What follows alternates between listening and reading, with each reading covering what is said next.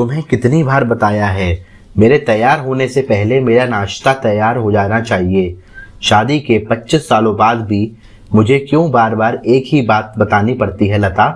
तुम्हें क्या है? तुम तो आराम से घर पर रहोगी, मुझे काम पर जाना है।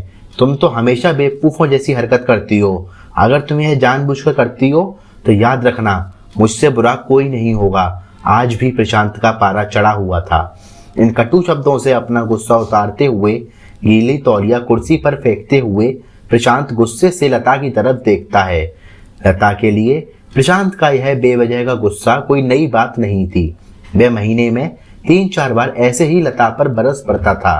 पहले पहले लता उसका विरोध करती थी, लेकिन जब कई सालों तक प्रशांत में कोई बदलाव नहीं दिखा तो लता ने खुद को ही बदल दिया। अब प्रशांत के कुछ भी कहने से लता को कोई फर्क नहीं पड़ता था। प्रशांत की हर बात वो चुपचाप सिर झुकाए सुन लेती थी।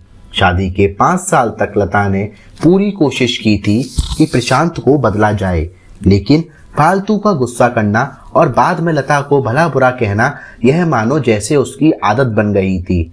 कोई भी वाद विवाद होता तो प्रशांत सीधा लता को बोल देता, अगर मैं तुम्हें अच्छा नहीं लगता तो क्यों नहीं चली जाती अपने मायके, क्यों रहती हो मेरे साथ? इतना सब कुछ होने के बावजूद लता प्रशांत के साथ रहती थी, क्योंकि उसे अपनी बेटी की फिक्र थी। और वह जाती भी तो कहाँ, अपने बूढ़े हो चुके माँ बाप को इस उम्र में परेशान करना वह नहीं चाहती थी। समाज और लोग क्या कहेंगे, यह भी उसने देखा। वह इतनी पढ़ी लिखी भी तो नहीं थी कि खुद जाकर कोई नौकरी कर सके और अपना और अपनी बेटी का पालन पोषण कर सके। लता को अब अपनी फिक्र नहीं थी, उसको फिक्र थी तो बस अपनी शादी लायक हो रही बेटी की। लता नहीं चाहती थी कि पति पत्नी के झगड़े की वजह से काव्या डिस्टर्ब हो। काव्या की पढ़ाई पूरी हो चुकी थी, उसे लिए शादी के रिश्ते आने लगे थे। कई रिश्तों को काव्या ठुकरा चुकी थी। 2-3 महीने बाद एक अच्छा रिश्ता आया। रिश्तेदारों और पहचान के लोगों ने भी लड़के के बहुत गुणगान किए। प्रशांत एक शाम अपनी बेटी के पास बैठकर उसे बताने लगा, काव्या बहुत अच्छा लड़का है, पढ़ा लिखा है, बड़ा घर का है, बहुत अच्छी नौकरी है। ऐसे रिश्ते बार बार नहीं आते बेटा, इस बार मना मत करना। काव्या अपने पिता से ज्यादा बात नहीं करती थी, शायद डरती थी या शायद नफरत करती थी, लेकिन आज वो अपनी पूरी हिम्मत इकट्ठा कर बोली, मुझे अभी शादी नहीं करनी पापा, मैं नौकरी करना चाहती हूँ, खुद अपने पैरों पर खड़ी होना चाहती हूँ। हाँ तो उसमें क्या बड़ी बात है, मैंने लड़के से बात की है, वह तुम्हें किसी बात के लिए नहीं रोकेगा। तुम शादी के बाद भी नौकरी कर सकती हो, वह तुम्हें नौकरी की परमिशन दे देगा। प्रशांत बोला, मेरा नौकरी करना या ना करना उसकी परमिशन पर क्यों डिपेंड रहेगा पापा? काव्या ने पूछा। मैं कह रहा हूं ना, तुम्हें किसी भी चीज की कमी नहीं होगी। ऐसे रिश्ते बार बार नहीं आते, इसे ठुकरा मत, बहुत खुश रहोगी तुम वहां।